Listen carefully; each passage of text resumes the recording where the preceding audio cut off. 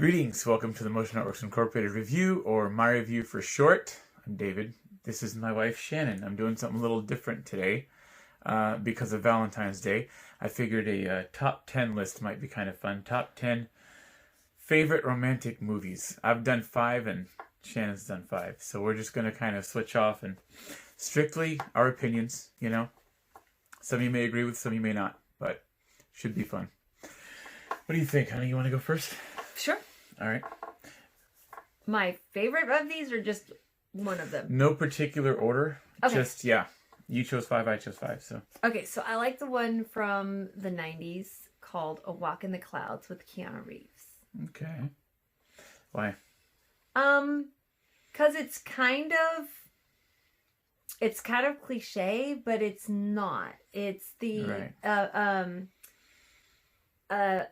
a man who has been, he's like a traveling chocolate salesperson, like back in the 30s, and he's on a bus, and there's this girl, and she's crying, and my father's gonna kill me, blah blah blah blah blah, I need to have a husband, blah blah blah blah blah. So he agrees to pretend to be her husband, and they go to a vineyard, which is where the family is. They're a vineyard family, and then you have the whole learning how to keep the grapes going and making wine, and amidst all of this, they fall in love, and it's cute. I like it. I've loved it since I first saw it back in the 90s. Nice. Very cool. Speaking of vineyards, I'm going to start with my choice. One of my choices being French Kiss. I mean, aside from being really funny, and I honestly, call me weird, I kind of liked. You're weird. Thank you. I kind of liked Kevin Kline's character. He just cracked me up. I mean, for that same reason, I like a little bit of anarchy. You know what I mean? Yeah. I don't know. I just thought he was funny. Aside from that, spoiler warning. It's got one of the most storybook romantic endings I've ever seen. Girl gets the guy, and they settle down in this beautiful vineyard in Paris. Are you kidding me? You know what I mean?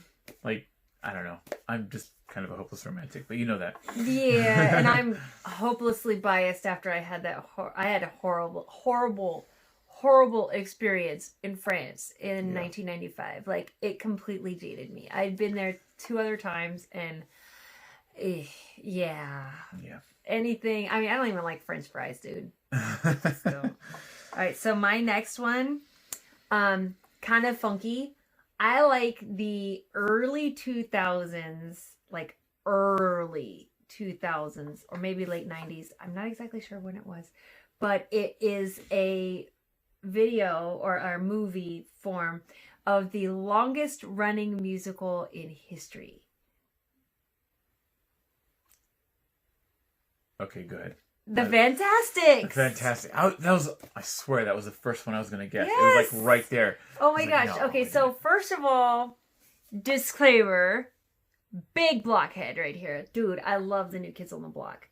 And for a while, Joseph McIntyre was my favorite new kid. He's still way up there, below a couple of D's. But Joey McIntyre, I love his voice. And so being a blockhead, I was like, oh my word, he's in a movie. So I had to watch the movie.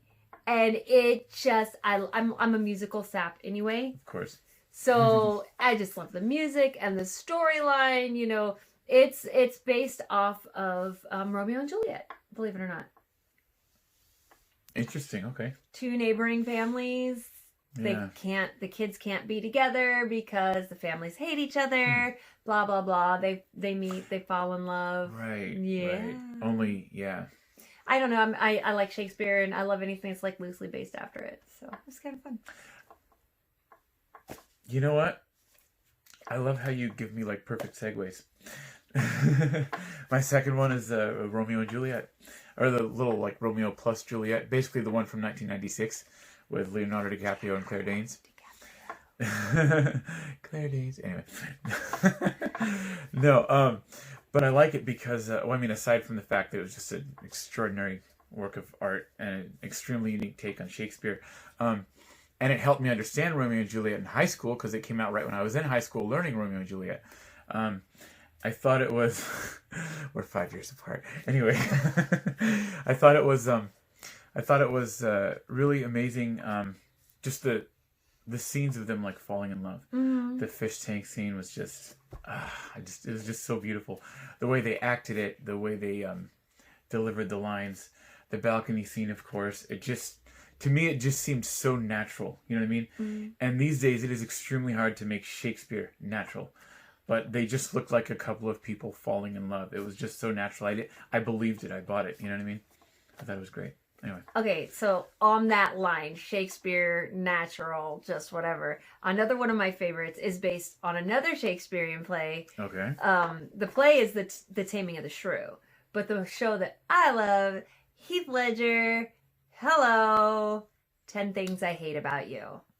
You know, it's a teen movie, but it's sweet. It's romantic. I mean, he bought her a guitar. I mean, come on now. What girl wouldn't want a guitar more than chocolate and roses? Like, hello.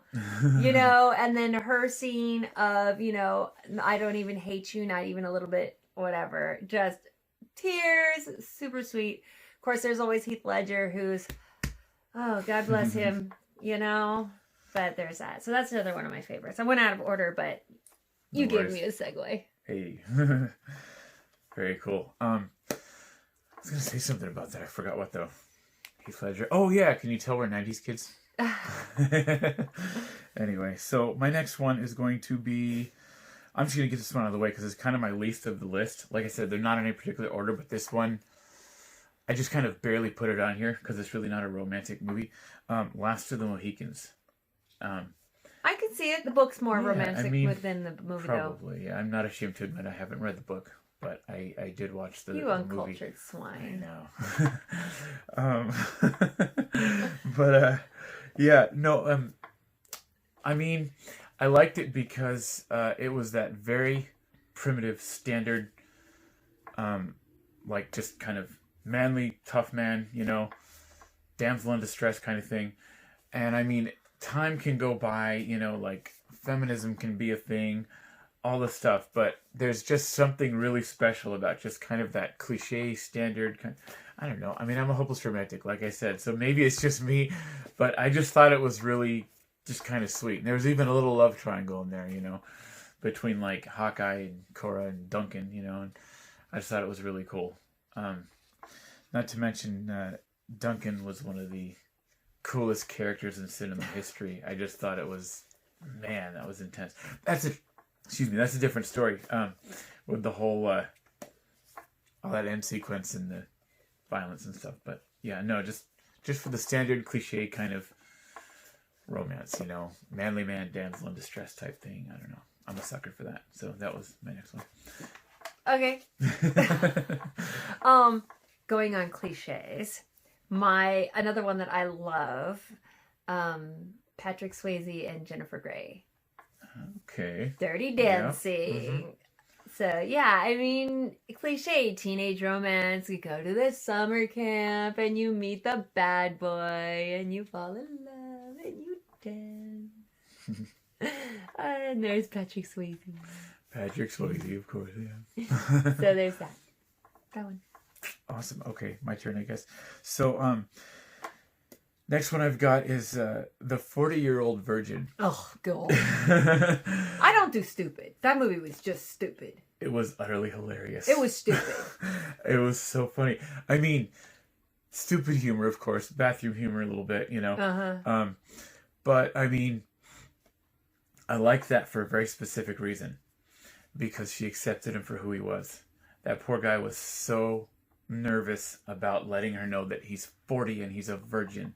You know, and his friends, God bless them, are trying to get him laid, and it's just like, you know, it was funny, but I mean, he just kind of, he had his way, and that was that, you know, and he felt kind of bad, you know, for a while, because his friends were trying to, you know, like I said, get him laid, and it just wasn't really working out, and did I roll my eyes out loud? you know, he kind of owned it, though. I mean, But he second guessed himself, when his friends were just trying to help him out and just do what they thought was okay, And then he finally just said, you know what?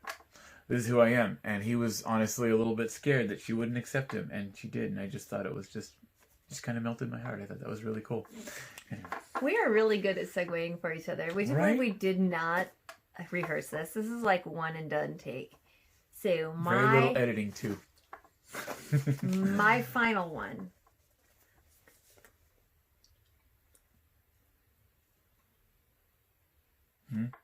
I'm sorry. I got to brush up on my sign language.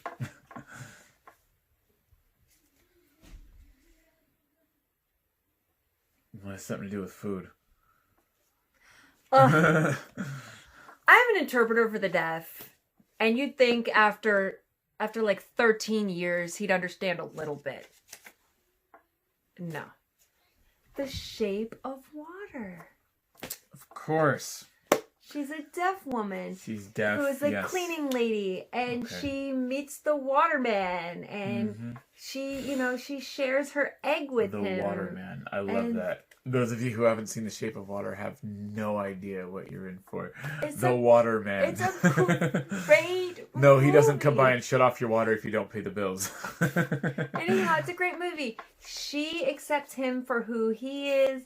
He accepts her.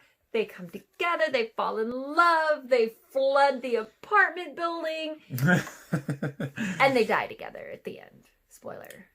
But did they really die? I just say, it's one of my favorites. It's newer, it's not considered a romantic movie.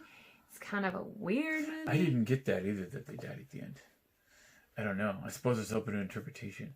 Yeah, we're totally spoiling this, sorry. Watch it anyway, it's really good. You don't know what to expect. But did they die? Did they really die? I don't know. No clue. But we kind of like, for the same reason you like Shape of Water, I like 40-year-old Virgin. It's about acceptance. I thought it was cool. Yeah. Right. Oddly enough, always male and acceptance. Like, will she accept him, He had to accept her. She didn't hear. That's true. Or actually, she heard. She just didn't talk. Yeah. She did. Duh. Yeah. Yeah, she just didn't speak. But she communicated through signs. Yeah, anyway. My last one, I believe. Yeah. Yep. Because that was my last one. Yeah, so my last one, and I saved probably the best for last. I really, really like this movie a lot. I don't know, kind of tied with Romeo and Juliet maybe. But no, I really like this one. The Silver Linings Playbook. Bradley Cooper, Jennifer Lawrence. Mm-hmm. I mean, aside from the fact that they're both extraordinarily talented actors. And Bradley Cooper's really hot. And you know who my celebrity crush is. I know. Mm-hmm. Bradley Cooper. No, I'm kidding. Jennifer Lawrence. That's awesome. Thank you, I tried. But that one was just uniquely superior to all the rest, in my opinion. And I felt like I kind of related to it a lot in a certain way. Because I'm batshit crazy? And I'm mentally ill. No, but I mean, I've struggled with anxiety and certain other mental issues, at times. And, oh dear. Anyway, so, it was our kids at school. Automated, not important. Anyway, but it's about broken people who kind of find each other and help each other. You know what I mean? And fix each other. They're both broken. I mean, an argument can be made that he's batshit crazy as well. I mean, Oh yeah. He walked in on his wife and damn near killed the guy she was with, and anyway. I don't blame him. I think he got out of a mental institution and all that, and yeah, Anyway, she's obviously no stranger to calamity either. But they were both broken, and it wasn't pretty at times. It was ugly. People exploded and blew up and got angry with each other, and life. It wasn't like wasn't like the freaking Notebook. If you like that movie, great. I won't judge you, but forget it. Anyway, but they fixed each other. I just thought that was so sweet. I mean, isn't that kind of the essence of like romance? You find somebody that just kind of completes your life. Right? We know something about that, don't we? Yeah. Sorry, I know that was hard. My bad. Anyway, like this video if you liked it, and subscribe to my channel if you haven't yet. Would you like to say goodbye? See you next week. See you next week. Bye. I guess we got to get the phone. Bye. Yeah, bye.